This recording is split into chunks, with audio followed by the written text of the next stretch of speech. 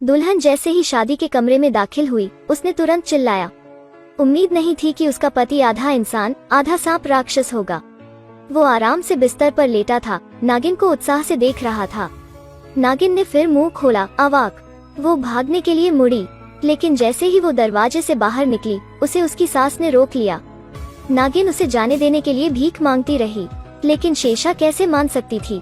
नागिन वो दुल्हन है जिसे उसने $100 में खरीदा था। उसने तुरंत अपने पति को नागिन को अंदर धकेलने के लिए बुलाया। और दरवाजा बंद करो। नागिन हताश होकर एक कोने में छुप गई। वो रोई और सो गई। इस समय कुछ 100 मीटर लंबा सांप चुपचाप रेंगता रहा। उसकी पूंछ ने धीरे से नागिन को छुआ। नागिन होश में आने के बाद चीखती चिल्लाती रही। नागिन की चीखें सुनकर सांप और भी उत्तेजित हो गया। उसकी पूंछ चलती रही, उसे छूना चाहती थी। नागिन ने चूहादानी उठाई और सांप की पूंछ पर फेंक दी। गलती से दूसरे कमरे में गिर गया। उसे एक लोहे की छड़ मिली और उसने खिड़की खोलने की कोशिश की। बाहर निकलना आसान नहीं है, लेकिन सांप फिर भी उसका पीछा करता रहा। नागिन तेजी से भाग गई। अंत में ग्राम प्रधान के पास दौड़े। सांप ने भी पीछा किया।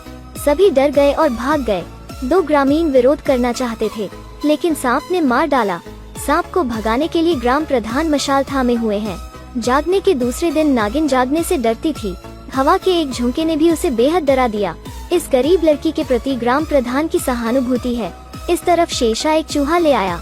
अपने बेटे के घायल दिल को दिलासा दो। लेकिन सांप 40 साल से सिंगल है। पत्नी रखना आसान नहीं है, लेकिन अब भाग जाओ।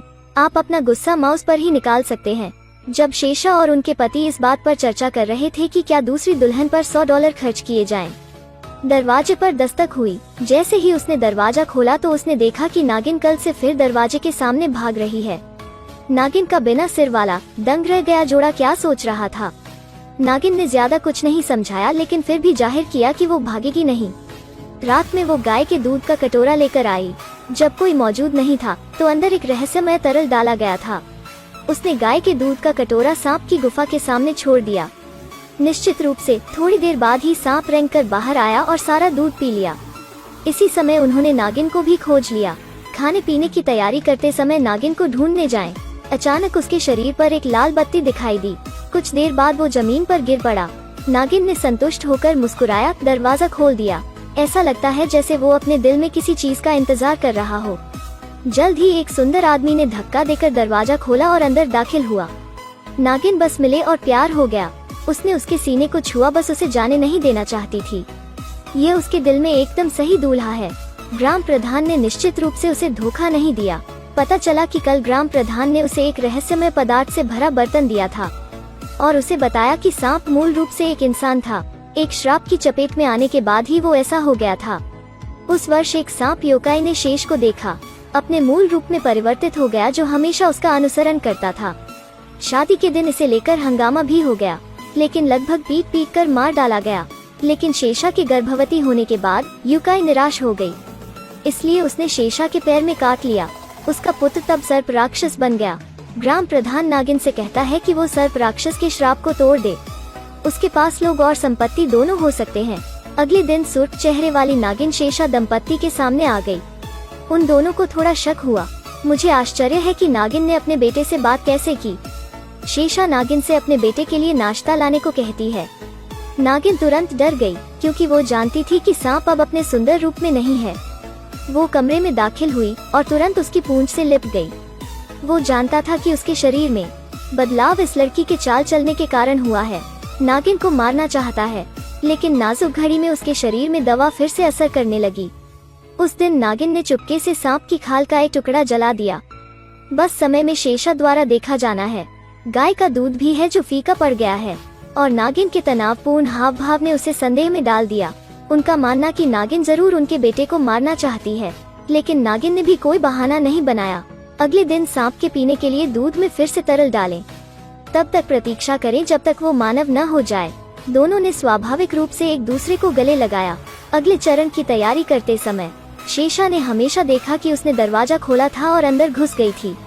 इस कपल ने अपने बेटे का ये लुक कभी नहीं देखा होगा।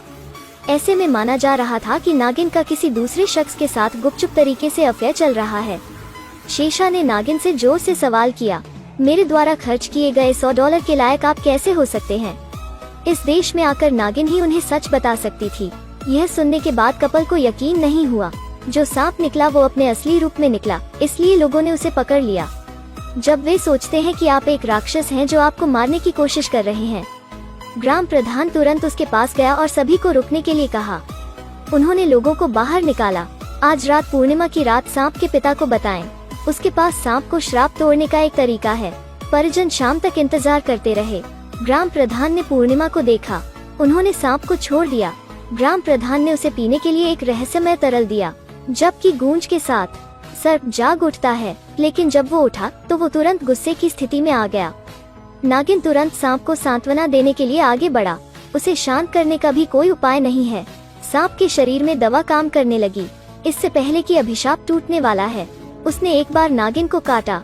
सांप जमीन पर गिर गया और इंसान बन गया। लेकिन नागिन के शरीर पर अजीबोगरीब बदलाव आने लगे। आधा मानव आधा सांप योकाई में बदल जाता है।